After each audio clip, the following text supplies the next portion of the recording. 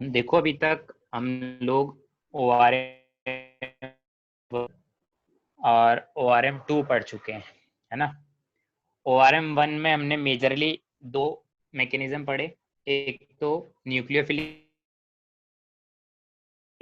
एक तो पढ़ा न्यूक्लियोफिलिक एडिशन, ठीक है। और एक मैंने पढ़ा कौन सा, इसके अलावा कौन सा पढ़ा था, SN2TH। दो मैकेनिज्म पढ़े थे, न्यूक्लियोफिलिक एडिशन और SN2TH। इसके बाद ORM2 में मैंने टोटल 4 मैकेनिज्म देखे। कौन सा, फ्री रेडिकल एडिशन और एक फ्री रेडिकल सब्सटीट्यूशन, और एक इलेक्ट्रोफिलिक एडिशन और एक इलेक्ट्रोफिलिक सब्सटीट्यूशन। इसमें हम लोग दो मैकेनिज्म के बारे में बात करेंगे ORM3 में, SN1 और SN2, ठीक है। तो उसके बारे में हम लोग बात करते हैं एक एक करके। सबसे पहले हम लोग बात करते हैं SN1 रिएक्शन। SN1 रिएक्शन क्या होता है, SN1 का फुल फॉर्म क्या है, SN1 का फुल फॉर्म है, वन का मतलब उल्टा पढ़ते हैं हम लोग इसको, है ना। वन का मतलब यूनिमॉलिक्यूलर, एन का मतलब न्यूक्लियोफिलिक, एस का मतलब सब्स्टिट्यूशन ना, एस का मतलब सब्स्टिट्यूशन रिएक्शन, मतलब न्यूक्लियोफाइल आएगा और किसी को सब्स्टिट्यूट कर देगा, इसलिए सब्स्टिट्यूशन रिएक्शन है। न्यूक्लियोफिलिक सब्स्टिट्यूशन मतलब न्यूक्लियोफाइल आएगा और किसी को सब्स्टिट्यूट कर देगा। और रिएक्शन के काइनेटिक्स में एक मॉलिक्यूल, इसलिए बोल रहे हैं हम लोग यूनिमॉलिक्यूलर रिएक्शन। SN1 रिएक्शन की बात करें हम लोग, है ना, 3 लोगों का SN1 रिएक्शन हम लोग देखेंगे, एल्काइल हैलाइड, एल्कोहल और ईथर। 3 लोगों का सब्स्टिट्यूशन रिएक्शन हम लोग देखने वाले हैं, एल्काइल हैलाइड, एल्कोहल और ईथर। तो सबसे पहले जनरल रिएक्शन के बारे में बात करते हैं कि मेरा जनरल रिएक्शन कैसा होगा SN1 में, ठीक है। सबसे पहले गुड हम लोग इवनिंग। बात करते हैं इसमें, गुड इवनिंग। सबसे पहले हम लोग बात करते हैं जनरल रिएक्शन कि हमारा जनरल रिएक्शन कैसा होगा। देखो SN1 SN2 दोनों ही सिंपल रिएक्शन है, कुछ इसमें बहुत ज्यादा खास नहीं है। ORM1-2 के कंपैरिजन में ORM3-4 इजी है कंपैरेटिवली। अब इसमें क्या होगा इसमें मान लो कुछ ऐसा है, मान लीजिए कार्बन है, कार्बन के पेन वाइट से लिखता हूँ, ये मान लीजिए कार्बन है, कार्बन के इधर कोई ग्रुप है, इधर वेज पर कोई ग्रुप होगा, डैश पर कोई ग्रुप होगा, और मान लीजिए इधर कोई ग्रुप है जिसको मैं लिविंग ग्रुप लिख देता हूँ। लिविंग ग्रुप स्पेशली मेंशन करके क्यों किया, क्योंकि वो लीव करेगा। तो फर्स्ट स्टेप में क्या होगा, फर्स्ट स्टेप में मेरा लिविंग ग्रुप लीव कर जाएगा, तो Lg माइनस लिख देता हूँ, मतलब लिविंग ग्रुप के ऊपर नेगेटिव साइन होता है तो लीव कर जाएगा, ठीक है। और पहला वाला स्टेप ही मेरा RDS है, ये ध्यान रखना। तो हमारे पास क्या बनेगा, हमारे पास एक ऐसा स्पीशी बनेगा। अब देखो मैंने वेज डैश नहीं बनाए, क्यों, क्योंकि जो ये मेरा इंटरमीडिएट बना है ये कैसा है, ये sp2 हाइब्रिडाइज्ड है और ट्राइगनल प्लेनर स्पीशी है ना, इसलिए मैंने इस पर वेज डैश नहीं बनाए। फिर क्या आएगा, फिर न्यूक्लियोफाइल आएगा और इससे कनेक्ट हो जाएगा, ठीक है। अब न्यूक्लियोफाइल आएगा और इससे कनेक्ट हो जाएगा तो मैं बॉन्ड बना देता हूँ ऐसा, न्यूक्लियोफाइल आएगा इस कार्बोकेटाइन पर अटैक करेगा और ऐसे अभी सिंपल यूं 4 बॉन्ड बना देता हूँ मैं कि मेरा प्रोडक्ट बनेगा, ठीक है। वेज डैश कुछ नहीं बनाया मैंने, ऐसा होगा, ठीक है। अब इसमें कुछ कुछ जो काम की बातें हैं जो हमें लिखनी है वो क्या क्या है। First point is reaction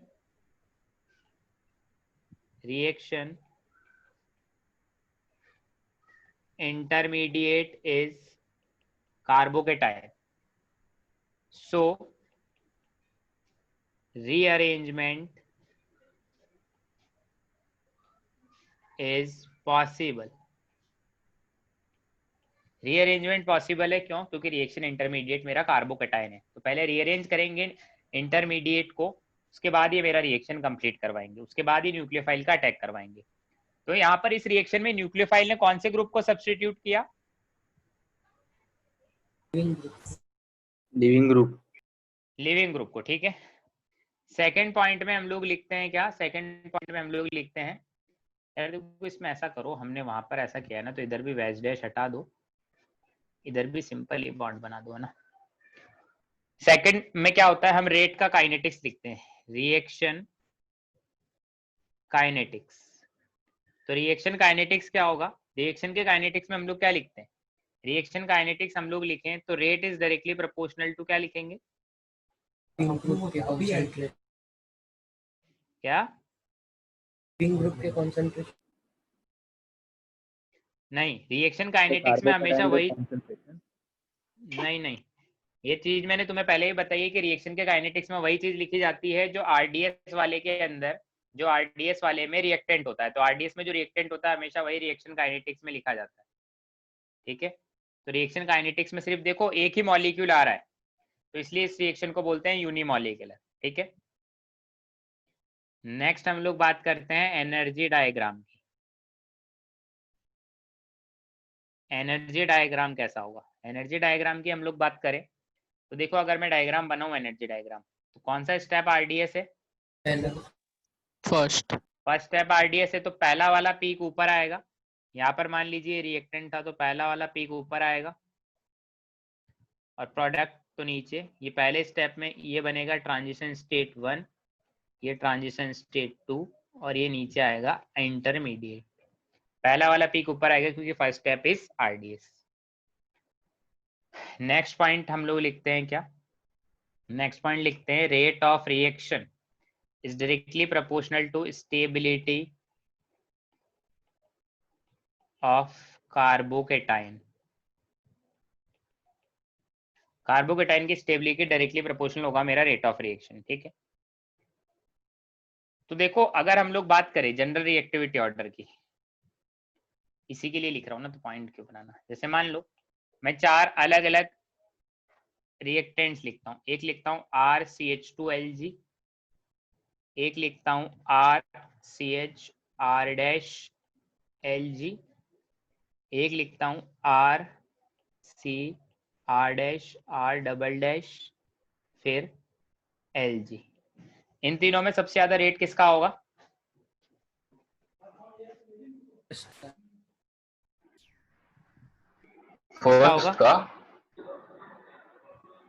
first का होगा या सेकंड का होगा या थर्ड का होगा? सबसे ज्यादा रेट किसका होगा? सर फर्स्ट का।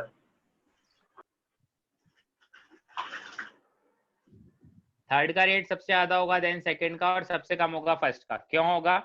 क्योंकि फर्स्ट से जो कार्बोकेटाइन बनेगा वो 1 डिग्री कार्बोकेटाइन होगा, सेकंड से जो कार्बोकेटाइन बनेगा वो 2 डिग्री कार्बोकेटाइन होगा, और जो थर्ड से कार्बोकेटाइन बनेगा वो 3 डिग्री कार्बोकेटाइन होगा। जिससे सबसे स्टेबल कार्बोकेटाइन बन रहा है वही मेरा रेट ऑफ रिएक्शन को ज्यादा करेगा। समझ आती है इतनी बात? हाँ सर। नेक्स्ट पॉइंट हम लोग बोलते हैं SN1 में rate of reaction is directly proportional to beta branching. Beta branching, beta पर जितनी ज्यादा ब्रांचिंग होंगी रेट ऑफ रिएक्शन उतने ही ज्यादा होगा। बीटा का मतलब लिविंग ग्रुप के रेस्पेक्ट में बीटा पोजीशन, लाइक ऐसा RCH2CH2Lg। तो लिविंग ग्रुप के रिस्पेक्ट में ये अल्फा कार्बन है और ये बीटा कार्बन है। तो बीटा पर जितनी ज्यादा ब्रांचिंग हुई उतना ही रेट ऑफ रिएक्शन ज्यादा होगा। एक तो इसमें तो मैं 3 लिख देता हूँ। एक तो ये, एक लिख रहा हूँ RCHR-CH2Lg और एक लिख रहा हूँ RCR-R-CH2Lg। इन तीनों में सबसे ज्यादा रेट ऑफ रिएक्शन किसमें होगा? थर्ड में। थर्ड वाले में सबसे ज्यादा होगा। ठीक है, अच्छा कोई मुझे लॉजिक बता सकता है? इसका लॉजिक क्या है कि बीटा में ब्रांचिंग बढ़ने से रेट ऑफ रिएक्शन क्यों बढ़ रहा है? Stable hyper conjugation. हम लोग इसमें बोलते हैं कि पहली बारी में तो देखो लिविंग ग्रुप जाएगा तो सभी में पहली बारी में तो 1 डिग्री कार्बोकेटाइन ही बनेगा, बट रीअरेंज होकर बीटा ब्रांचिंग जितनी ज्यादा होगी रीअरेंज होकर उसमें ज्यादा स्टेबल कार्बोकेटाइन बनेगा। सबसे लास्ट वाले में जो बीटा ब्रांचिंग में सबसे ज्यादा, उसमें रीअरेंज करके हम 3 डिग्री कार्बोकेटाइन बना सकते हैं। बाकी में सेकंड वाले में रीअरेंज करके 2 डिग्री और उसके थर्ड वाले में भी 2 डिग्री, ठीक है, सॉरी 3 डिग्री बना सकते हैं सेकंड में भी और लास्ट वाले में 2 डिग्री। तो बीटा ब्रांचिंग बढ़ने से क्या होता है, जितना ज्यादा बीटा ब्रांचिंग होगा उतना ही ज्यादा रीअरेंज करके स्टेबल कार्बोकेटाइन हम लोग बना सकते हैं। इसलिए हम लोग बोलते हैं बीटा ब्रांचिंग बढ़ेगा तो रेट ऑफ रिएक्शन बढ़ेगा। समझ में आ रही है बात मैं क्या कहना चाह रहा हूँ? हाँ सर। तो ये तो जनरल पॉइंट्स थे जो हमने लिखे SN1 के, कि जनरल रिएक्शन क्या होता है, रिएक्शन इंटरमीडिएट कार्बोकेटायन होता है, रिएक्शन काइनेटिक्स क्या है, एनर्जी डायग्राम क्या है, रेट ऑफ रिएक्शन किस किस पे डिपेंड करेगा। तो रेट ऑफ रिएक्शन वाले पॉइंट्स पर मैं स्टार मार्क कर देता हूँ, ठीक है। अब हम लोग बात करते हैं एक एक करके सबके बारे में पढ़ना है ना। तो सबसे पहले हम लोग पढ़ते हैं, very first is SN1 reaction of alkyl halide। Alkyl halide का हम लोग SN1 रिएक्शन देख रहे हैं ना। एल्काइल हैलाइड का SN1 रिएक्शन क्या होगा?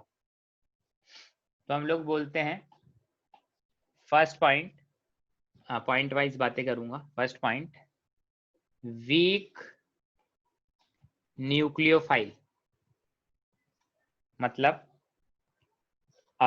H2O, ROH, RSH, RCOOH, मतलब हम लोग क्या बोलना चाह रहे हैं, वीक न्यूक्लियोफाइल मतलब पोलर प्रोटीक। वीक न्यूक्लियोफाइल कैसा होना चाहिए? पोलर होना चाहिए, प्रोटीक होना चाहिए।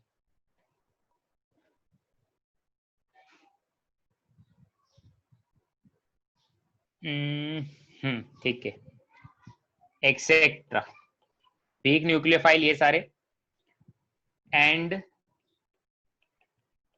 Polar protic solvent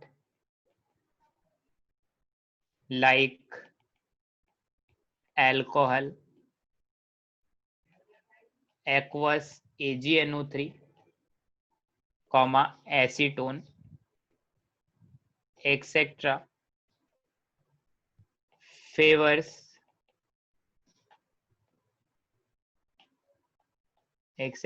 favor SN1 reaction.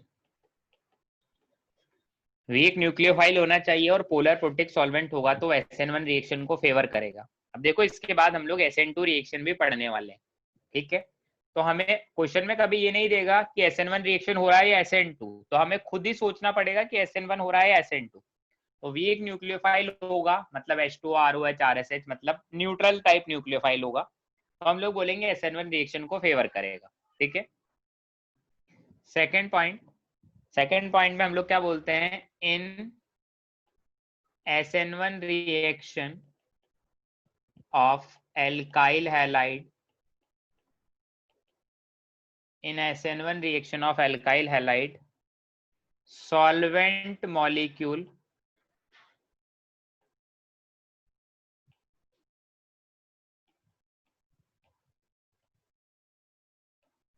behave as nucleophile। मतलब जनरली क्या होगा, SN1 reaction of alkyl halide में सॉल्वेंट ही न्यूक्लियोफाइल की तरह काम करेगा। सो SN1 reaction of alkyl halide also known as solvolysis, इसको हम लोग सॉल्वोलाइसिस भी बोलते हैं, ठीक है। किसको?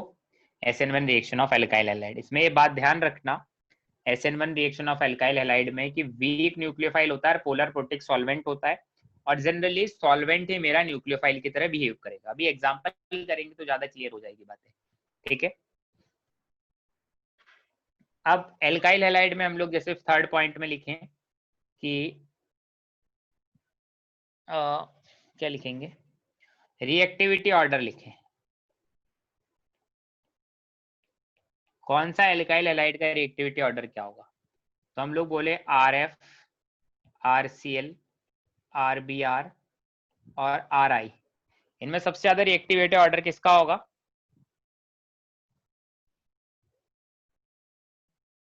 बता सकता है कोई? ये एल्काइल हैलाइड अलग अलग आएंगे तो रिएक्टिविटी ऑर्डर, हाँ RF सबसे ज्यादा रिएक्टिविटी ऑर्डर होगा RI होगा। क्यों होगा, कोई बता सकता है? ग्रुप में नीचे bond- जाएंगे तो न्यूक्लियोफिलिसिटी बढ़ता है। अगर हम लिविंग ग्रुप एबिलिटी की बात करें, लिविंग ग्रुप एबिलिटी की बात करें तो I माइनस सबसे अच्छा लिविंग ग्रुप होता है, देन Br माइनस, और उससे अच्छा होता है Cl माइनस, Cl माइनस अच्छा होता है F minus. Bond dissociation energy कम होती है। बात सुनो, मेरी बात सुनो। अब देखो हमने जनरल रिएक्शन जो देखा है SN1 का, उसमें देखो फर्स्ट स्टेप जो RDS था, जनरल रिएक्शन में देखो फर्स्ट स्टेप जो RDS था उसमें लिविंग ग्रुप लीव करके जाता है, मतलब लिविंग ग्रुप का लीव करना RDS का पार्ट है, और हम लोग रेट ऑफ रिएक्शन की ही बात कर रहे हैं, तो लिविंग ग्रुप का लीव करना RDS का पार्ट है। सबसे अच्छा लिविंग ग्रुप I माइनस है, then Br minus, then Cl minus, then F minus. इसलिए हम बोलते हैं RI का रिएक्शन फास्टर होता है देन RBr, RBr का फास्टर होता है देन RCl, और RCl का फास्टर होता है देन RF। समझे? हाँ सर। बोलो। ठीक है, अब देखो fourth point stereochemistry. Fourth point है मेरा स्टीरियोकेमिस्ट्री, ये वाला पॉइंट भी इंपॉर्टेंट है। स्टीरियोकेमिस्ट्री क्या है?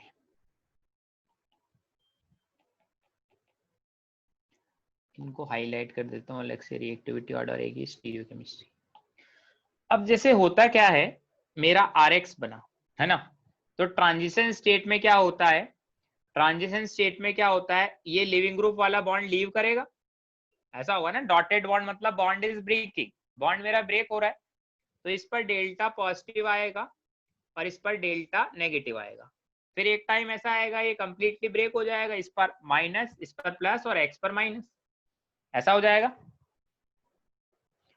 तो अब मेरा न्यूक्लियोफाइल क्या है, न्यूक्लियोफाइल तो पहले से ही सॉल्वेंट में प्रेजेंट है, क्योंकि solvent is act as a nucleophile, ऐसा मैंने बोल दिया। अब न्यूक्लियोफाइल तो रेडी बैठा है, तो न्यूक्लियोफाइल क्या करेगा, पहले तो जैसे मान लीजिए इसके बात करते हैं, तो देखो तुम्हें एक चीज तो पता है, जो मेरा कार्बोकेटाइन बनेगा वो sp2 होगा, मतलब ट्राइगोनल प्लेनर होगा। हाँ सर। तो मेरा न्यूक्लियोफाइल क्या है, ऊपर से भी अटैक कर सकता है, नीचे से भी अटैक कर सकता है, मतलब दोनों पॉसिबिलिटी बन सकती है, NUR भी बन सकता है और RNU भी बन सकता है। ठीक है, न्यूक्लियोफाइल दोनों साइड से अटैक कर सकता है, पीछे से भी और आगे से भी, तो NUR भी बन सकता है और उसका मिरर इमेज RNU भी बन सकता है। ठीक है, तो मैं इसको यहाँ पर ही लिख देता हूँ, पहले मैंने इसलिए नहीं लिखा था कि अगेन ये मेरा वेज है, ठीक है,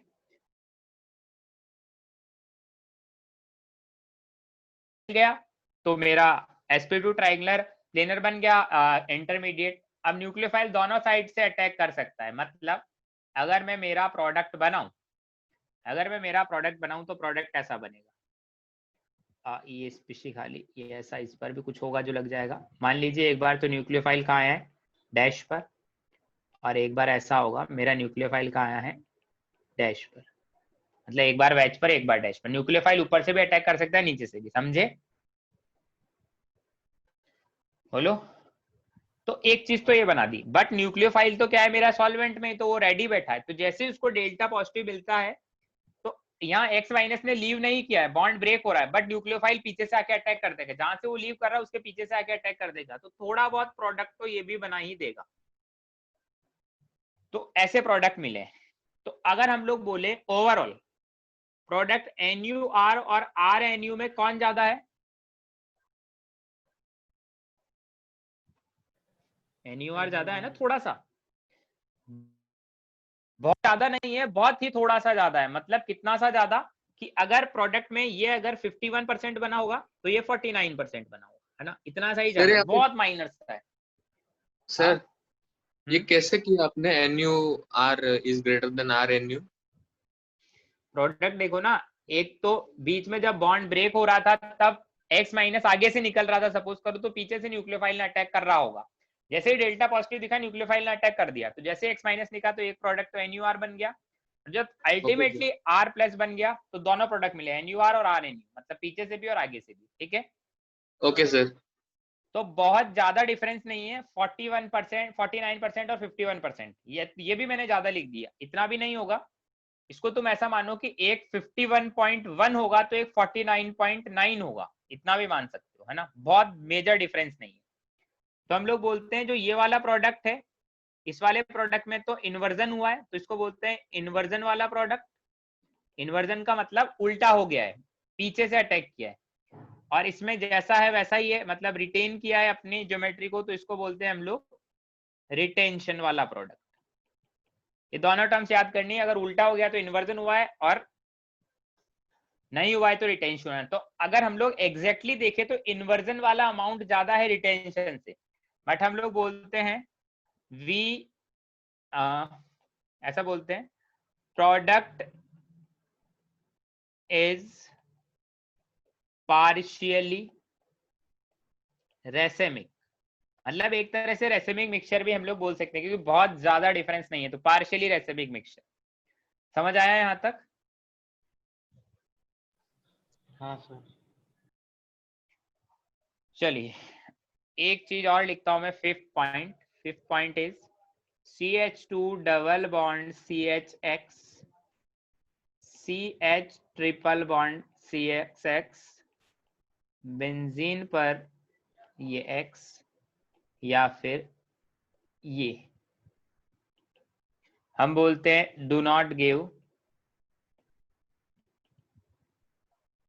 SN1 रिएक्शन। ये लोग SN1 रिएक्शन नहीं देते हैं, क्यों? कार्बोकेटाइन की स्टेबिलिटी कम होती है। क्योंकि इसमें क्या बन रहा, अनस्टेबल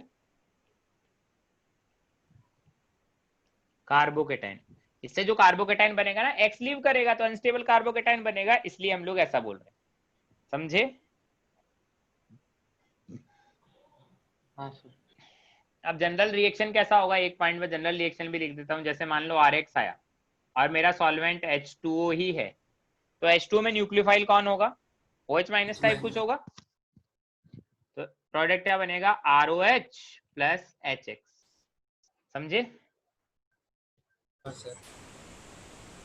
सब कुछ चीजें मैंने बता दी एल्काइल हैलाइड में। अब हम लोग क्वेश्चन की फॉर्म में करते हैं ना। क्वेश्चन देता हूं, तुम लोग करके बताओ। Question is complete the following reaction. Reaction complete करनी है ना।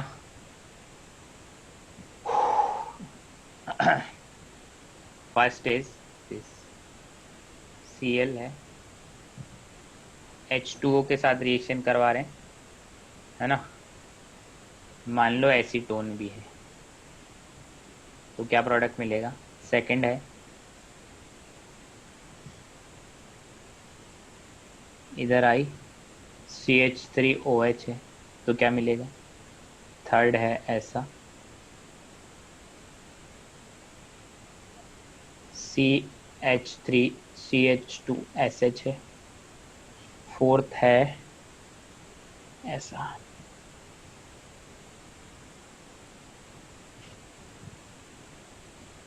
यहाँ पर Cl है, C2H5OH है, तो क्या मिलेगा?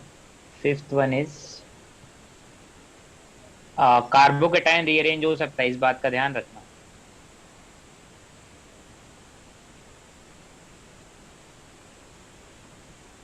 H2O डाला है AgNO3 के साथ, या फिर ऐसा भी लिख के दे सकता है वो H2 AgNO3 के साथ लिख के ना दे, ऐसा लिख के दे सकता है AgNO3 एक्वस, है ना। ठीक है। सिक्स्थ है मेरे पास कुछ ऐसा,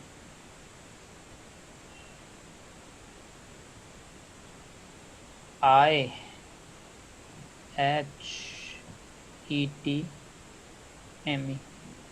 इसमें डाला aqueous AgNO।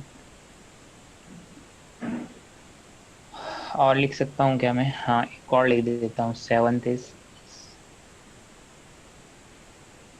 PHHDBrMe aqueous AgNO3।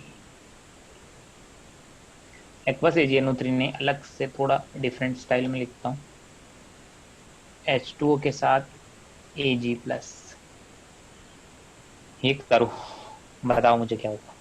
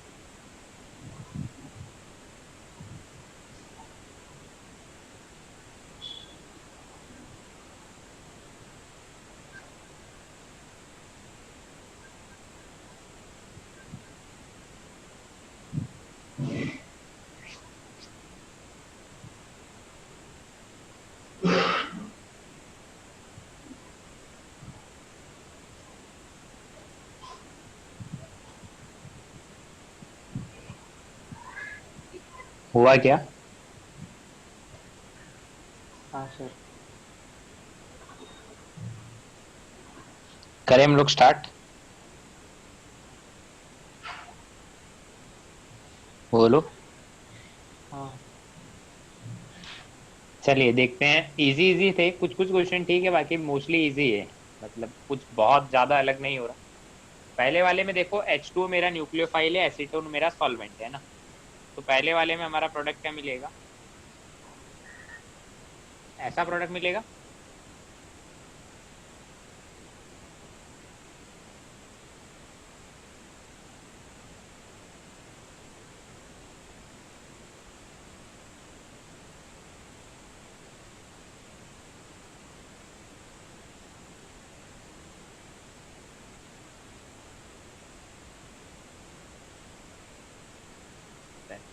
Rearrange होके क्या बनाएगा?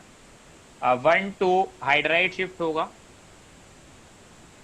कार्बोकेटाइन यहाँ आ जाएगा। यहाँ पर कौन कनेक्ट हो जाएगा? OCH3 कनेक्ट हो जाएगा। बोलो।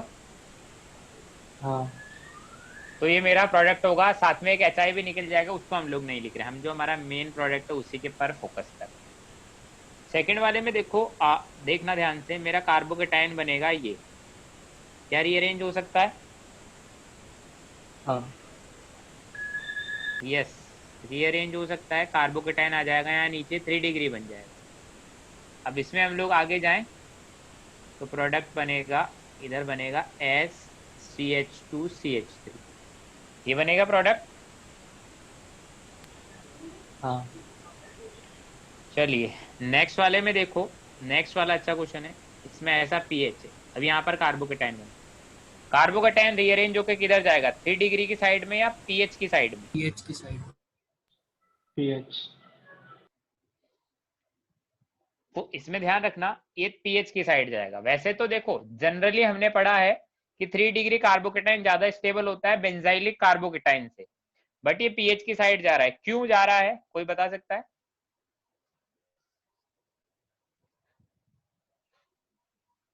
बीटा ब्रांचिंग हमने ऐसा पढ़ा है, नहीं ऐसा नहीं है, हमने ऐसा पढ़ा है this carbocation is more stable then this one, ऐसा।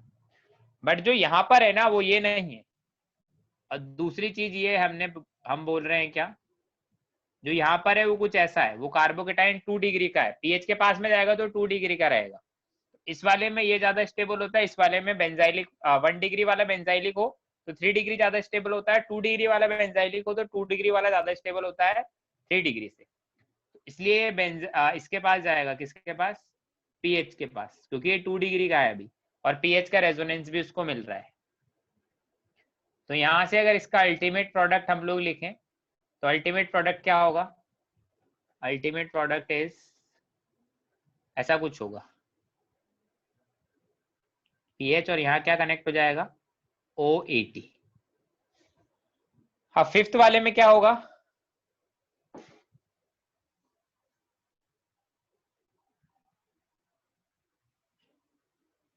फिफ्थ वाले में कार्बोकेटाइन क्या कुछ ऐसा बनेगा?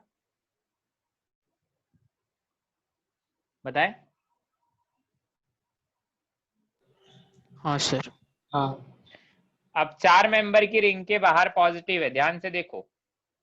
तो ये 1, ये 2, ये 3, 2 3 का बॉन्ड ब्रेक करो, 1 3 का बॉन्ड फॉर्म करो, तो ये हमें मिलेगा क्या? कैसा? ये हमें मिलेगा कुछ ऐसा।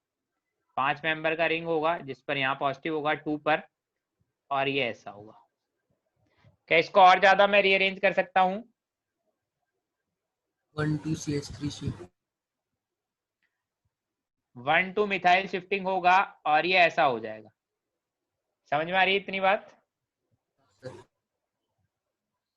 अब देखो एक्वस AgNO3 में क्या है, एक्वस AgNO3 में मेरा H2O रहेगा, क्योंकि एक्वस है तो H2O मेरा एज ए न्यूक्लियोफाइल काम करेगा।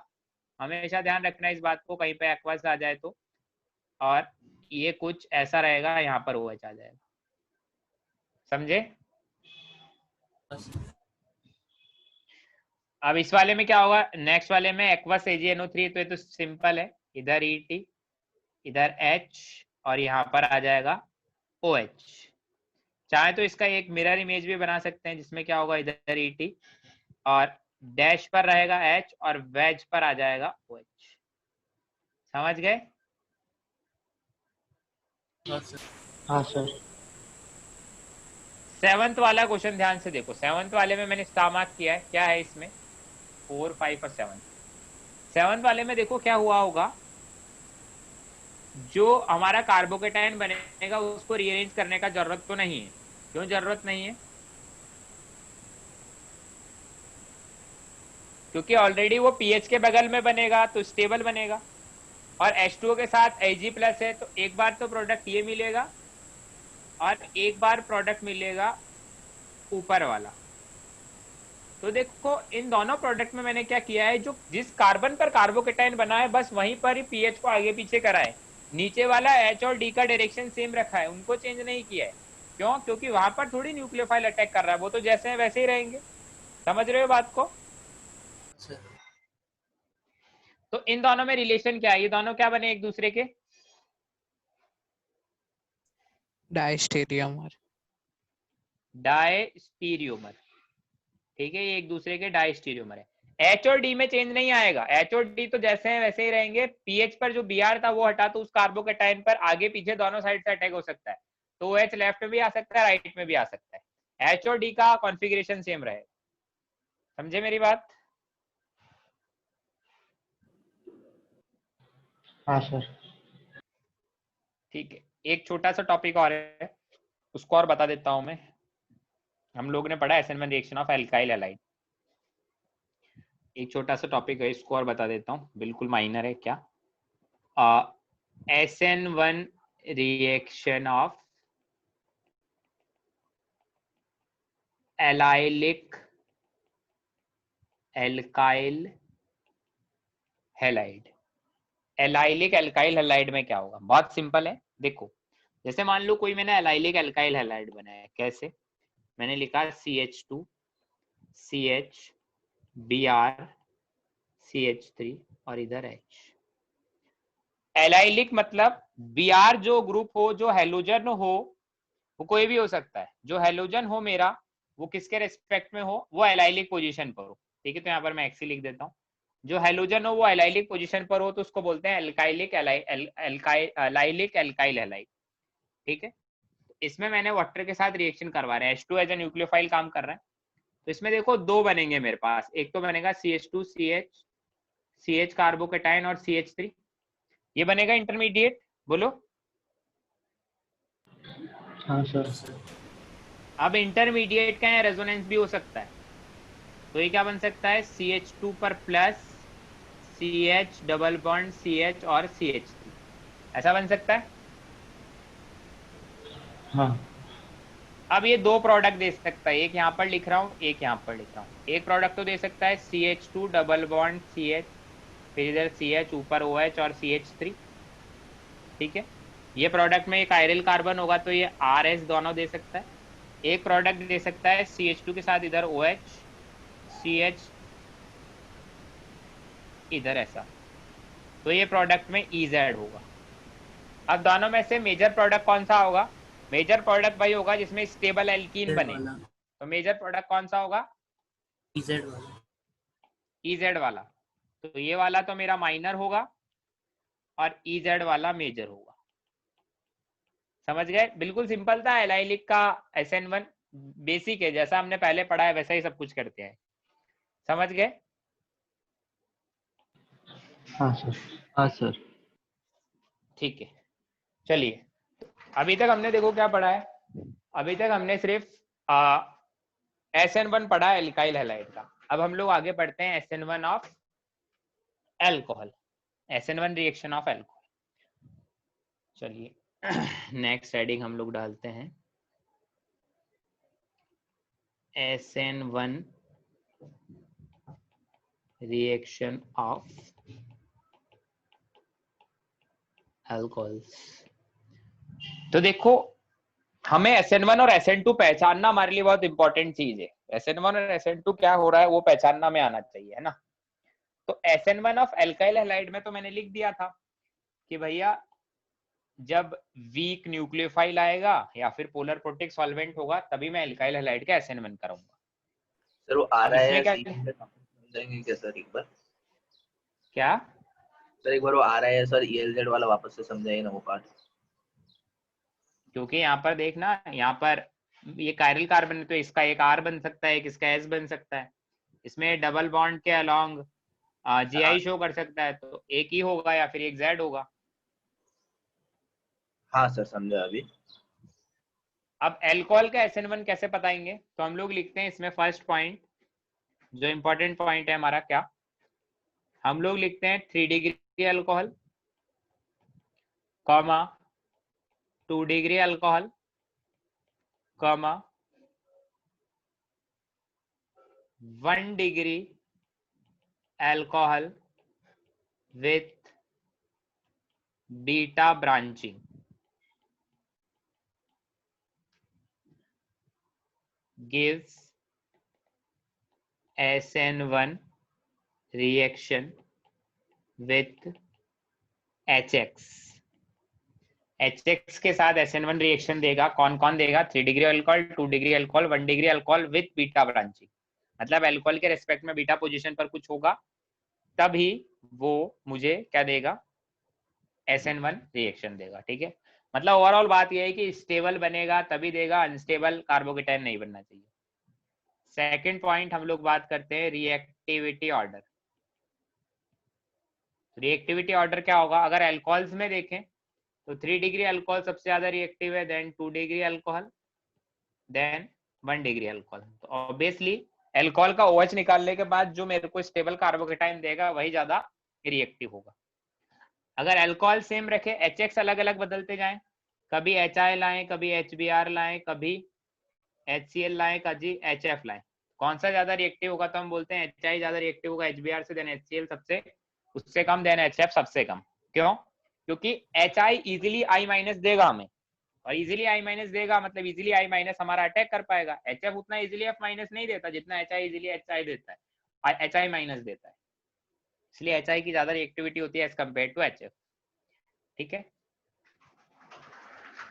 तुम लोगों ने लुकास टेस्ट का नाम सुना है?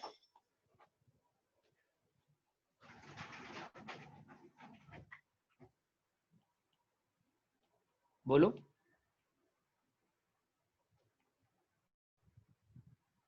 लुकास टेस्ट का नाम सुना है? लुकास टेस्ट क्या होता है? कभी नाम सुना है जीवन में? नहीं सर। नहीं सुना।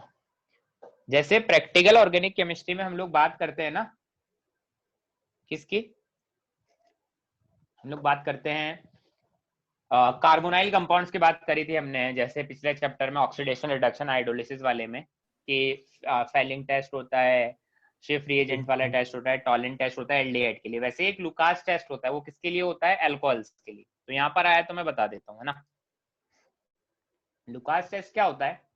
एक्चुअल में लुकास टेस्ट का यूज करते हैं हम लोग 1 डिग्री, 2 डिग्री और 3 डिग्री अल्कोहल को डिस्टिंग्विश करने के लिए कि कौन सा 1 डिग्री है, कौन सा 2 डिग्री है, कौन सा 3 डिग्री है। तो देखो इसमें मैं फर्स्ट पॉइंट लिखता हूँ कि हम लोग लुकास टेस्ट कर तो रहे हैं, बट हमें ये तो पता हो रिएजेंट कौन सा है। क्या मैं डालूं एज ए रिएजेंट? तो हम डालते हैं concentrated HCl plus anhydrous ZnCl2।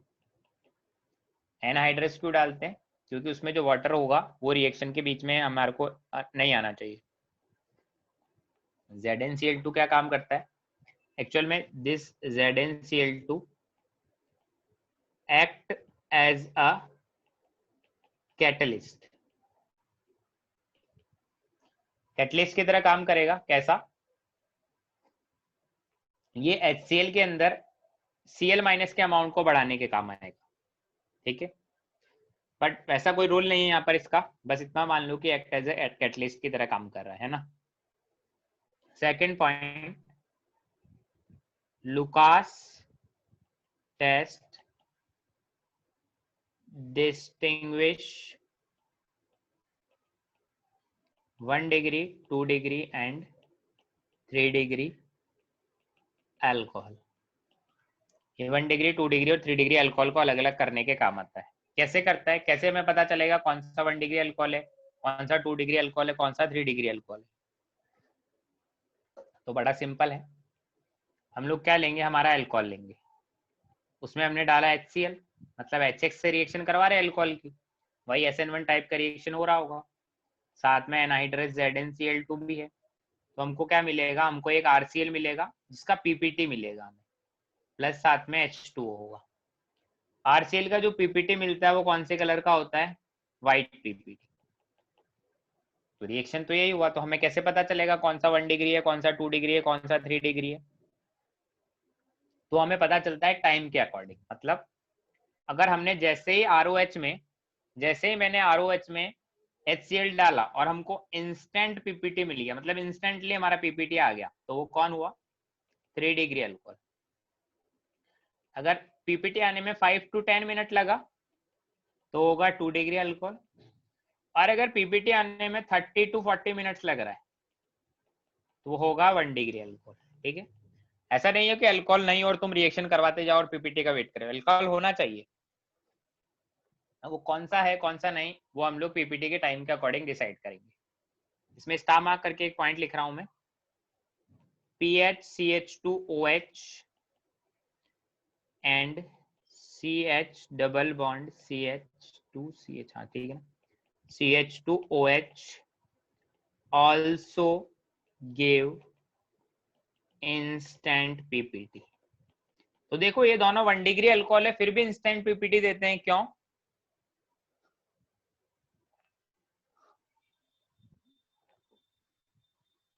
Sir rearrangement हो रहा है इसलिए। बताओ भाई। सर रीअरेंजमेंट की वजह से।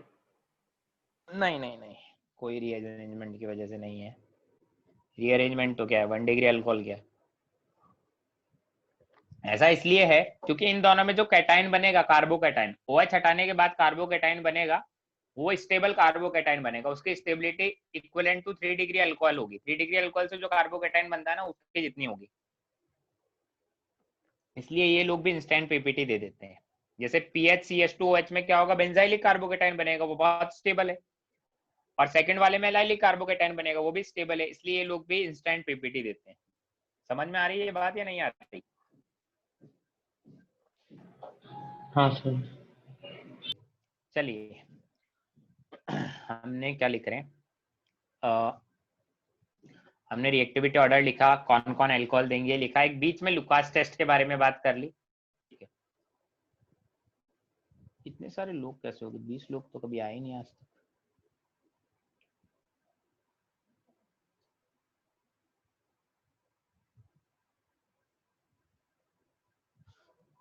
चलिए हाँ अब एक पॉइंट में लिख रहा हूँ नोट डाल के, उसको ध्यान रखना, उसका मैं लॉजिक भी दूंगा ऐसा क्यों है।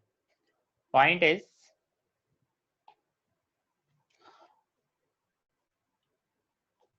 alcohol give SN reaction, SN मतलब nucleophilic substitution reaction in acidic medium, reaction is not possible in basic medium because OH minus is a bad living group। बात समझ आई मैंने क्या लिखा? मैंने ऐसा लिखा कि अल्कोहल SN1 रिएक्शन देता है या SN रिएक्शन देता है, SN मतलब SN1 या 2 दोनों की बात करें, SN मतलब न्यूक्लियोफिलिक सब्स्टिट्यूशन, एसिडिक मीडियम में, बेसिक में नहीं देता। क्यों? जैसे मान लो अल्कोहल का रिएक्शन करवा रहे हैं एसिडिक मीडियम, स्ट्रॉन्ग बेस भी है। सुनते जाओ मेरी बात। तो पहले स्टेप में क्या होगा, एसिडिक मीडियम में करवा रहे, तो पहले स्टेप में एसिड बेस रिएक्शन हुआ होगा, तो मुझे ऐसा मिलेगा, और नेक्स्ट स्टेप में क्या होगा, H2O लीव कर जाएगा, H2O लीव कर जाएगा और R प्लस कार्बोकेटाइन बनेगा। बोलो। हाँ सर। सर तो यहाँ इस वाली स्टेप में लिविंग ग्रुप कौन हुआ, H2O, बट अगर मेरा मैं बेसिक मीडियम लेता तो OH माइनस मेरा बेसिक मीडियम होता तो कुछ ज्यादा रिएक्शन नहीं होता, और मेरा RO R प्लस बनता मेरा बेसिक मीडियम में। बेसिक मीडियम में क्या होता, बेसिक मीडियम में डायरेक्ट R प्लस बनता, और कौन लीव करता, OH माइनस लीव करता। तो बेटर लिविंग ग्रुप कौन है, H2O या OH minus? H2O is a better leaving group, क्योंकि हम बोलते हैं वीक बेस मेरे लिविंग ग्रुप अच्छे होते हैं, और जो न्यूट्रल लिविंग ग्रुप होते हैं वो तो सबसे बेस्ट होते हैं। इसलिए हम लोग एसिडिक मीडियम में करवाते हैं, क्योंकि कार्बोकेटाइन का बनना ही आरडीएस का पार्ट है, या लिविंग ग्रुप का लीव करना ही आरडीएस का पार्ट है, और H2O बहुत अच्छा लिविंग ग्रुप है, इसलिए रिएक्शन किस में करवाते हैं, एसिडिक मीडियम में। समझ आई बात? अब समझ आया मेरा नोट का पॉइंट? हाँ सर। तो सर रिएक्शन चल। की विजिबिलिटी के लिए सर आरडीएस जरूरी है क्या सर, ऐसा? देखो रिएक्शन हो तो जाएगा, अब रिएक्शन को तो तुम कैसे भी करवा सकते हो, टेम्परेचर लगाओ, प्रेशर लगाओ, मार काट मचा के रिएक्शन तो तुम करवा सकते हो, बट ऐसा हो ना, रिएक्शन ऐसी हो ना जिसमें खर्चा कम आए, रिएक्शन अपने आप से हो जाए, बहुत अच्छी यील्ड हो, बहुत अच्छे से फिजिबल हो, वो उसमें ज्यादा मजा आएगा ना। बेसिक मीडियम में भी हो तो जाएगा रिएक्शन, तुम टेम्परेचर लगाओ, जबरदस्ती तुम करवा, हो जाएगा रिएक्शन, ठीक है। रिएक्शन करने को भी मना नहीं करेगा, रिएक्ट तो फ्लोरीन भी कर लेता है, बट अच्छे से कब करेगा ना, जब रिएक्शन की फिजिबिलिटी अच्छी हो, इसलिए हम लोग एसिडिक मीडियम का यूज करते हैं। अच्छा सर, समझा। ऐसा कोई काम थोड़ी जो नहीं हो सकता, सब कर देंगे। चलिए next again same, complete the following reaction, complete the following reaction.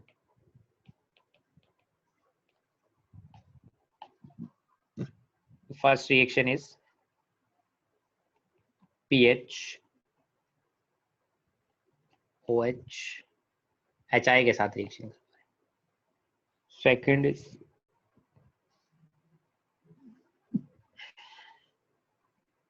OH है और इधर ड्यूटेरियम है, HCl के साथ रिएक्शन करवा रहे ZnCl2 के प्रेजेंस में ना। ZnCl2 हमारा कैटलिस्ट इसलिए लेते हैं ताकि Cl माइनस का अमाउंट बढ़े, Cl माइनस इतना इजीली नहीं निकलेगा HCl से। Third is HCH3OH pH HI से रिएक्शन करवा रहे। फोर्थ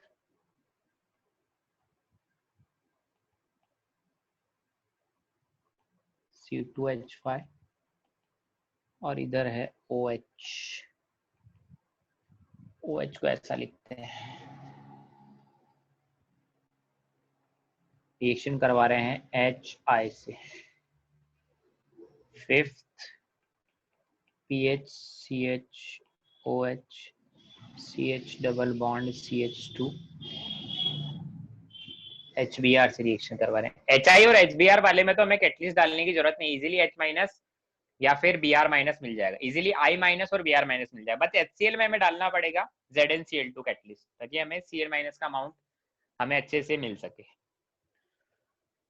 हाँ 5 रिएक्शन है, कंप्लीट कर दो जल्दी से।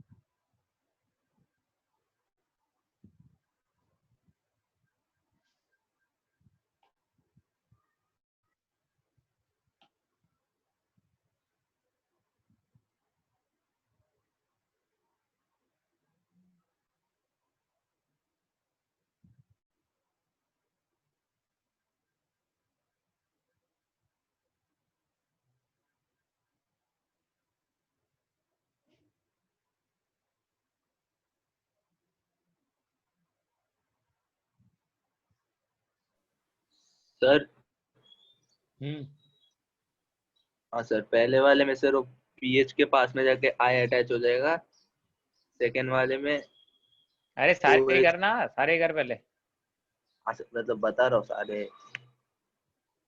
सारे ये कर बस लिए तूने। हाँ सर पर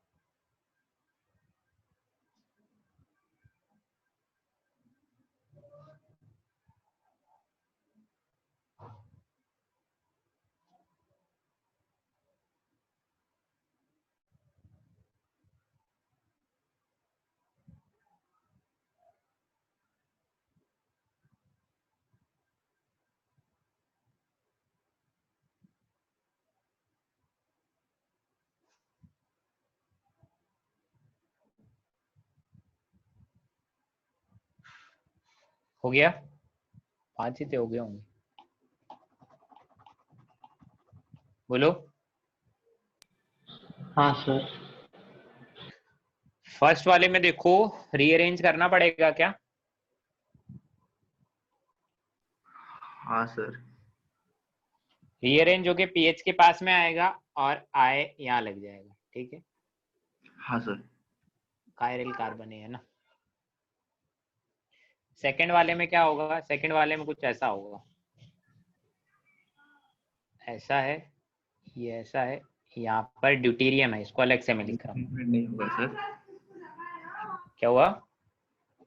कुछ नहीं।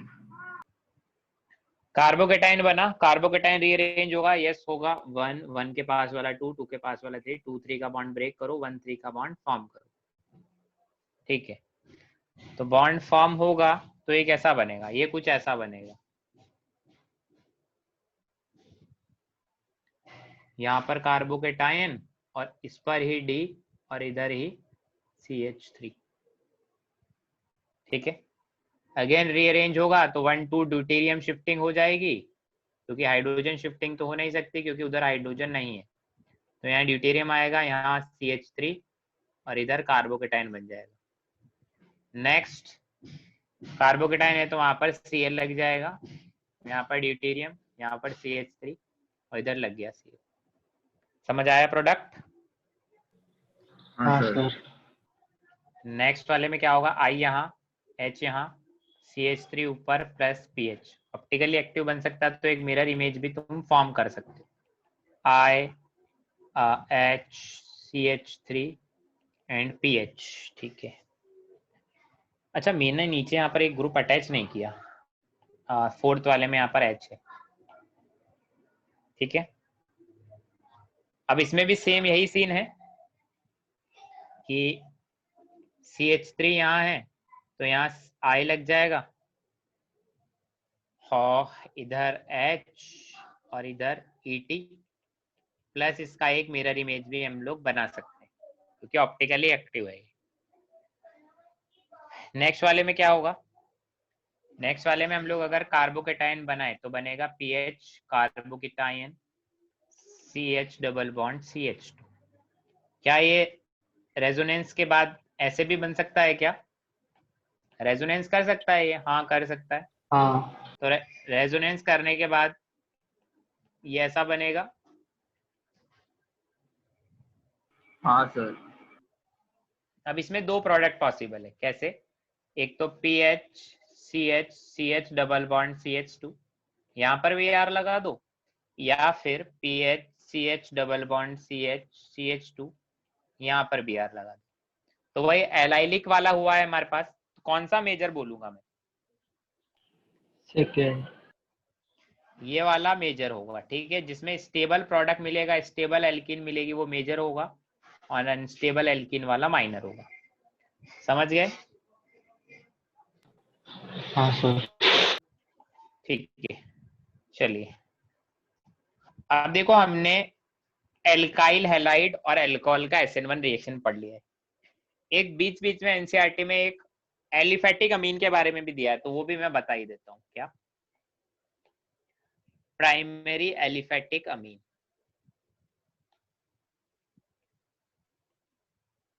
प्राइमरी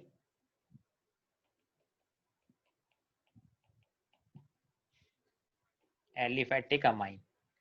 प्राइमरी का मतलब 1 डिग्री का अमीन होगा, एलिफेटिक मतलब एलिफेटिक होगा, एलिफेटिक का मतलब एलिफेटिक होगा, एरोमेटिक नहीं होगा, और अमीन मतलब अमीन है ही। तो देखो रिएक्शन क्या होगी इसमें, रिएक्शन में डायरेक्टली बता देता हूँ, और कैसे हम लोग करेंगे प्रोसीड उसके बारे में भी बात कर लेंगे। जैसे RNH2 है प्राइमरी एलिफेटिक अमीन, उसके रिएक्शन के लिए हमें क्या दिया होगा रिएजेंट? या तो ऐसे दिया होगा NaNO2 के साथ HCl, या फिर दिया होगा HNO2। तो प्रोडक्ट क्या बनेगा? प्रोडक्ट बनेगा ROH plus N2 plus H2। ये प्रोडक्ट बनेगा। प्रोडक्ट याद रखने का तरीका क्या है? RNH2 को ऐसे लिख दो, और HNO2 को कैसे लिख देते हैं हम लोग? HONO, ऐसे HNO2। अब ROH N2 और H2, ऐसे हम लोग प्रोडक्ट को याद रख सकते हैं। मैकेनिज्म क्या है? मैकेनिज्म के बारे में भी बात कर लेते हैं। मैकेनिज्म याद नहीं रखना, बट मैकेनिज्म के बारे में कुछ जनरल बातें जो हमें याद होनी चाहिए। क्या कि अगर हमें देखो मैकेनिज्म है ना,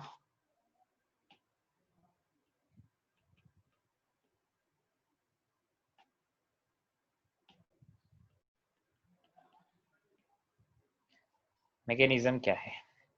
मैकेनिज्म बड़ा सिंपल है कि अगर हमें मान लो ऐसा लिखा हुआ मिल जाए NaNO2 प्लस HCl, सबसे पहले तो ये दोनों रिएक्ट कर कर क्या बनाते हैं, HNO2 प्लस NaCl। ठीक है, HNO2 और NaCl बनाते हैं। अब HNO2 क्या है, ये है। अब HNO2 से पहले क्या होगा, ये एसिडिक मीडियम में है तो H प्लस पर अटैक करेगा और पहले इलेक्ट्रोफाइल जनरेट करेगा। कैसे? यहां से बनाएगा ऐसा कुछ। अगर ऐसा कहीं मिल जाए तो नेक्स्ट स्टेप में क्या होता है, H2O बाहर निकल H2O रिमूव हो जाएगा और हमें क्या मिलेगा, N double bond O plus, ऐसा मिलेगा। ठीक है, ये क्या आ गया, इलेक्ट्रोफाइल। अब ये जनरेट हो गया इलेक्ट्रोफाइल, ये किसके सामने जाएगा, ये जाएगा RNH2 के सामने। कौन जाएगा, N डबल बॉन्ड O पर पॉजिटिव। इसके पास लोन पेयर है, ये लोन पेयर लेके न्यूक्लियोफाइल है तो इस पर अटैक कर देगा। अटैक कर दिया तो क्या बना, ये बना RNH2 N double bond O, ऐसा बनाएगा और नाइट्रोजन पर आ गया पॉजिटिव चार्ज। ठीक है, अब इसके आगे क्या हुआ ये न मत पूछो, बस इसमें डायरेक्टली हर बुक में ये लिखा होता है कि यहाँ से H2O लीव कर गया। ठीक है, H2O यहाँ से लीव कर जाता है और हमको मिलता है अल्टीमेटली यहाँ पर RN2 प्लस, दो H और O के मिलकर H2O लीव करके RN2 प्लस मिला। नेक्स्ट स्टेप में क्या होता है, N2 लीव कर जाता है क्योंकि N2 तो एक अच्छा लिविंग ग्रुप है और मेरा कार्बोकेटाइन R प्लस बन जाता है। ये वाला स्टेप RDS है, इसको ध्यान रखना है कि कार्बोकेटाइन का बनना और N2 गैस का निकलना या N2 लिविंग ग्रुप का निकलना, ये मेरा RDS वाला पार्ट है। ठीक है, ये मेरा मैकेनिज्म था। अब क्या हुआ होगा, हमारे तो फाइनल प्रोडक्ट में ROH है ना, तो R प्लस क्या होगा, सॉल्वेंट में जो वाटर है उसके साथ रिएक्ट करेगा H2O से और अल्टीमेटली क्या बना लेगा, ROH। ठीक है, तो हमारा प्रोडक्ट क्या क्या था, प्रोडक्ट था ROH, N2 और H2। ROH, N2 और H2 हमें मिल जाएगा। H2 तो है ही हमारे पास, कहाँ से निकला होगा, एक तो देखो ये निकला हुआ H2O, एक ये निकला हुआ H2। ठीक है,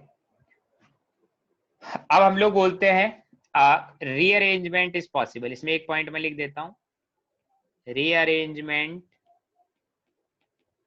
ऑफ कार्बोकेटायन इज पॉसिबल।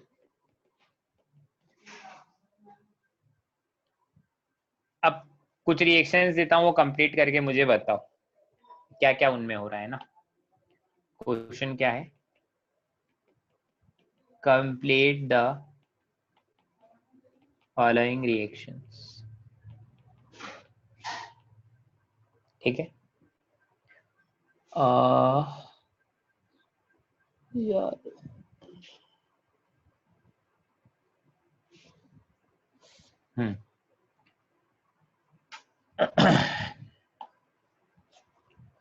पहला क्वेश्चन है CH3 CH3 NH2 NaNO2 के साथ HCl डाला हुआ है। सेकंड क्वेश्चन क्या है, CH3 ऊपर भी CH3 नीचे भी CH3 और यहाँ पर NH2, सेम रिएजेंट है। थर्ड वाले में ऐसा है कुछ, CH3 PH NH2 और ये H, सेम सब कुछ है। ठीक है, ये तीन ही है, इसमें करो।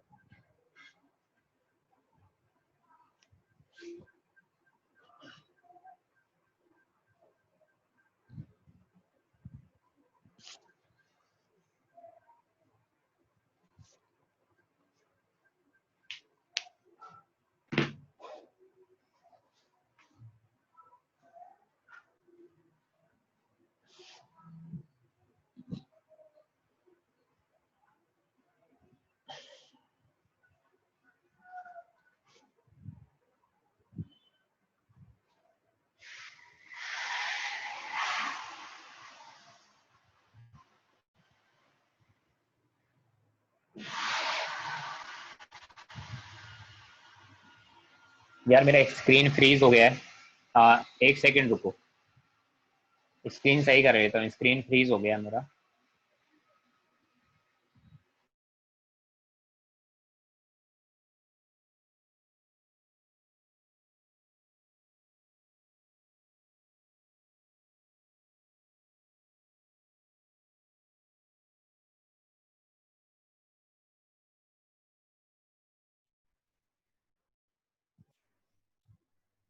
स्क्रीन दिख रहा है?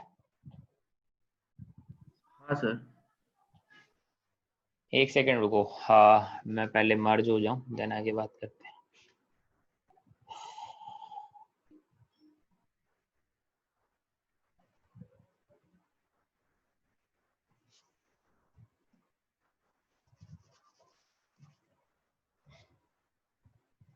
अभी नहीं दिख रहा होगा। हाँ सर।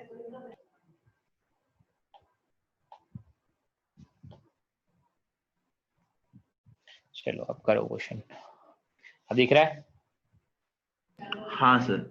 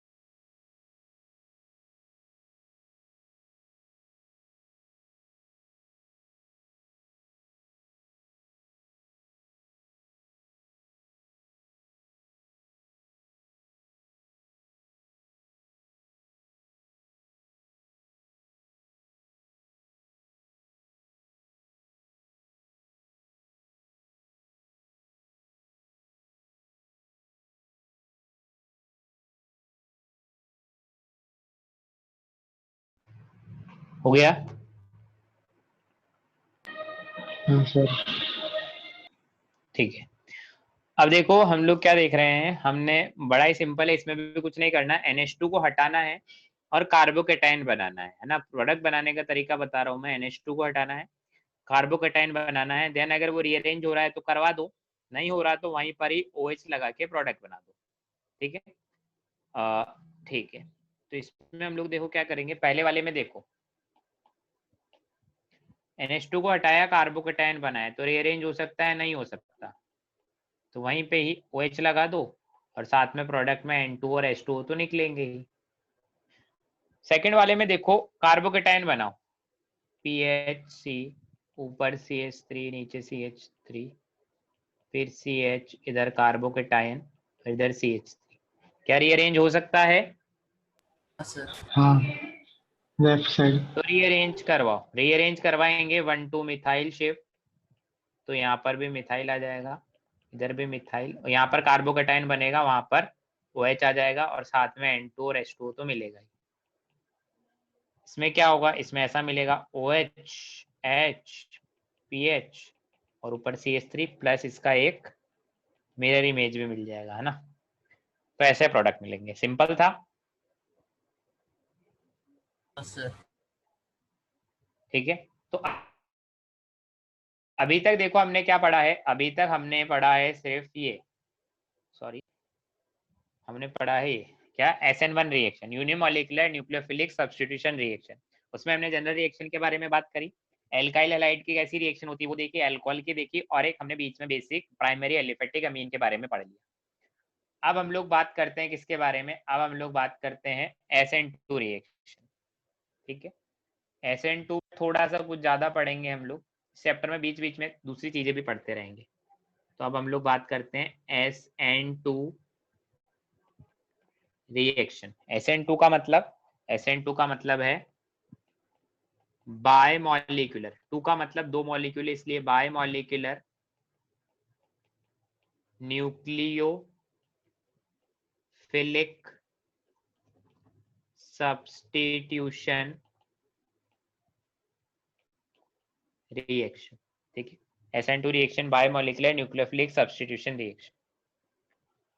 अब इसमें क्या होता है, थोड़ा इसमें ध्यान से समझना है, इसमें थोड़ी सी अलग चीजें होती हैं, एक ही स्टेप में रिएक्शन हो जाएगा। ठीक है, इसमें ऐसा होगा, रिएक्टेंट, ट्रांजिशन स्टेट और प्रोडक्ट, इंटरमीडिएट इसमें बनेगा ही नहीं। कैसा होगा रिएक्शन, इसमें कुछ ऐसा रिएक्शन होगा, ध्यान से देखना। हमारा न्यूक्लियोफाइल आएगा और हमारे पास कौन है, ये कार्बन है, मान लीजिए इधर R ग्रुप लगा है, इधर R' ग्रुप लगा है, वेज पर R" लगा है और इधर लिविंग ग्रुप लगा है। ठीक है, तो नेक्स्ट स्टेप में क्या होगा, नेक्स्ट स्टेप में एक इंटरमीडिएट बनेगा। इंटरमीडिएट कैसा बनेगा, कार्बन एक तरफ R लगा है, एक तरफ डैश पर R' लगा है, वेज पर R" लगा है, ये डॉटेड से मैं बना रहा हूं इधर Lg और इधर डॉटेड से बना रहा हूं Nu, और ओवरऑल इस ट्रांजिशन स्टेट पर नेगेटिव चार्ज है क्योंकि कार्बन ने 5 बॉन्ड बना लिए, है ना। तो मुझे बताओ ये डॉट डॉट डॉट का मतलब क्या है, फाइल वाला बॉन्ड फॉर्म हो रहा है और लिविंग ग्रुप वाला बॉन्ड ब्रेक हो रहा है। मतलब जैसे जैसे न्यूक्लियोफाइल कनेक्ट होता जा रहा है वैसे वैसे लिविंग ग्रुप लीव होता जा रहा है। ठीक है, तो हम लोग देखो दो चीजें बोलते हैं, क्या, जो ये क्या है हमारा, ये है मेरा ट्रांजिशन स्टेट, ट्रांजिशन स्टेट है ना। इसकी प्रॉपर्टी क्या है, इसकी प्रॉपर्टी एक तो ये sp2 हाइब्रिडाइज्ड है ना, ये बात ध्यान रखना, इसका हाइब्रिडाइजेशन हम लोग sp2 बोलते हैं ट्रांजिशन स्टेट का। ठीक है, और इसका शेप कैसा बोलते हैं, इसका शेप हम लोग बोलते हैं TBP। TBP का मतलब bipyramidal. Triangular bipyramidal. Triangular bipyramidal का मतलब कैसा है, ऐसा है ये, मतलब इधर कार्बन है, यहाँ, यहाँ और यहाँ पर R है, यहाँ पर R' है, यहाँ पर R" है, ऊपर Nu है, नीचे Lg है। ठीक है, ऐसा शेप है, Nu और Lg अपोजिट डायरेक्शन में। अब लास्ट स्टेप में क्या होगा, मेरा प्रोडक्ट बन जाएगा, ये मेरा रिएक्टेंट था, लास्ट स्टेप में एक ही स्टेप में रिएक्शन हो रहा है, रिएक्शन ट्रांजिशन स्टेट प्रोडक्ट, तो प्रोडक्ट क्या बनेगा, प्रोडक्ट ऐसा मिलेगा R dash R double dash और इधर NU, ये प्रोडक्ट है। तो इसमें देखो जिस साइड से लिविंग ग्रुप लीव किया है उसके अपोजिट साइड से कौन ऐड हुआ है, न्यूक्लियोफाइल। न्यूक्लियोफाइल, ठीक है। तो हम लोग बोलते हैं फर्स्ट पॉइंट इसमें, no carbocation no rearrangement, carbocation नहीं तो रीअरेंजमेंट नहीं, सीधा रिएक्टेंट से प्रोडक्ट बनाना है। Lg को हटाना है, माइनस आएगा उसके अपोजिट डायरेक्शन में, उसके उल्टी साइड पर Nu को अटैच करना है, ठीक है। तो वही पॉइंट में लिख देता हूं सेकंड में, Nu minus attacks from back side of leaving group, so only inversion product is formed, सिर्फ इन्वर्जन वाला प्रोडक्ट हमें मिलेगा। अब एक ही स्टेप में रिएक्शन हो गया, रिएक्टेंट था, प्रोडक्ट बन गया, बस इंटरमीडिएट तो बना ही नहीं। तो रेट किस पे डिपेंड करेगा, rate is directly proportional to Nu minus का कंसेंट्रेशन और C R dash R double dash Lg, ये मतलब रिएक्टेंट में जो दोनों थे उनके कॉन्सेंट्रेशन पर डिपेंड करेगा। तो रेट का काइनेटिक्स दो मॉलिक्यूल के कॉन्सेंट्रेशन पर डिपेंड कर रहा है, इसलिए इसको बोलते हैं क्या, bye molecular reaction.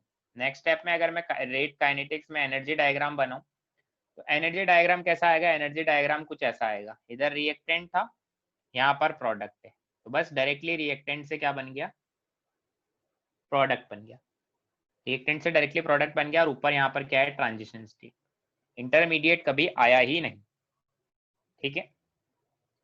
Next point, rate of reaction is directly proportional to stability of TS, transition state जितना ज्यादा स्टेबल होगा उतना ही रेट ऑफ रिएक्शन बढ़ेगा, ठीक है। न्यूक्लियोफाइल बस अटैक कर रहा है और ट्रांजिशन स्टेट बनेगा, तो जितना ज्यादा ट्रांजिशन स्टेट स्टेबल होगा उतना ही रेट ऑफ रिएक्शन ज्यादा होगा। Second point, steric hindrance increases, जिस कार्बन पर न्यूक्लियोफाइल अटैक कर रहा है उस पर स्टेरिक हिंड्रेंस बढ़ेगा, है ना, तो स्टेबिलिटी, या फिर स्टेबिलिटी नहीं, हम लोग बोलते हैं जिस कार्बन पर न्यूक्लियोफाइल अटैक कर रहा है उस पर स्टेरिक हिंड्रेंस बढ़ेगा, तो रेट ऑफ रिएक्शन क्या होगा, बोलो,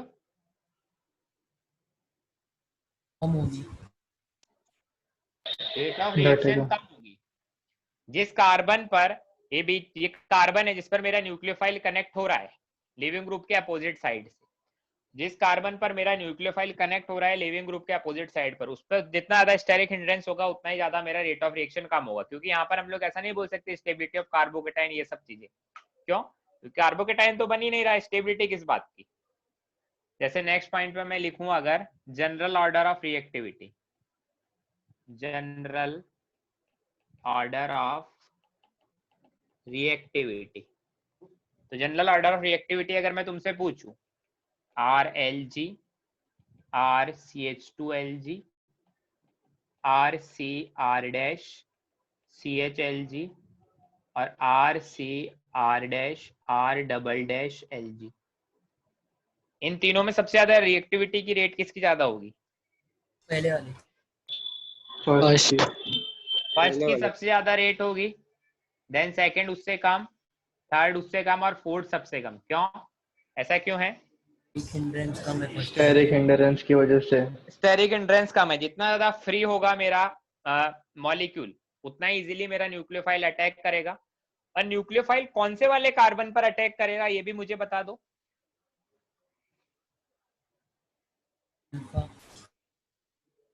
हाँ, न्यूक्लियोफाइल उस कार्बन पर अटैक करेगा जिस पर मेरा लिविंग ग्रुप अटैच है, इस बात को ध्यान रखना, जिस पर मेरा लिविंग ग्रुप अटैच है उसी कार्बन पर मेरा न्यूक्लियोफाइल अटैक करेगा, न्यूक्लियोफाइल अटैक करेगा और लिविंग ग्रुप उस कार्बन से लीव हो जाएगा, ठीक है।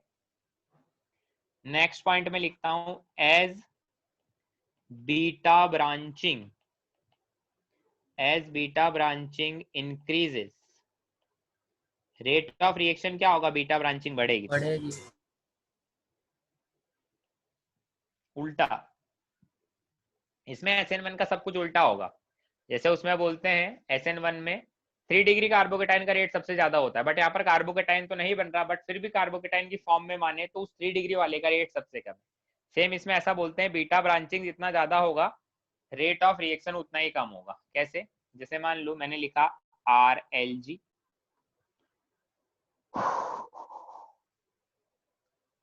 ऐसे लिखे ना, बीटा पर ब्रांचिंग बढ़ाना है, ठीक है। RLG, एक मैंने लिखा RCCLG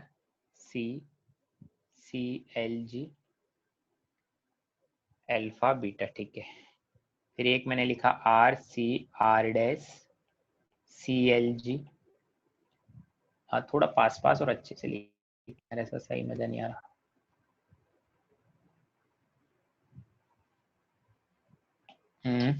कैसा, ऐसा लिखते हैं RLG RCH2CH2LG RCR'CH2LG और RCR'CH2LG,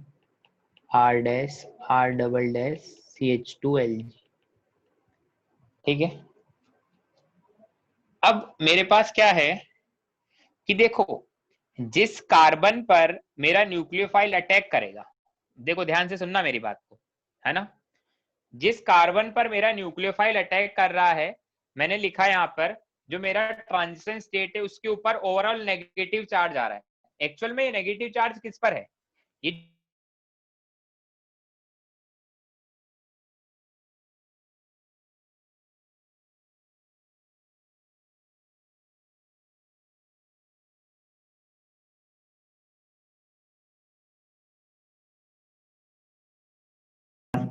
हाँ सर, हाँ सर। ऑनलाइन आप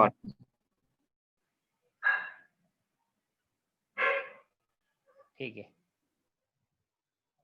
अरे भाई क्या चाहता है ये, हमारा होमवर्क क्या है, होमवर्क है इलेक्ट्रो का एक्सरसाइज 3। ऑफलाइन बचा या ऑनलाइन? ऑफलाइन दे दिया था, ऑनलाइन बचा। ऑनलाइन ऑनलाइन जेईई मेन करके लाए, ठीक है। नेक्स्ट क्लास में हम लोग होमवर्क पहले डिस्कस करेंगे, तो पहले होमवर्क करके लिखें, ठीक है फिर।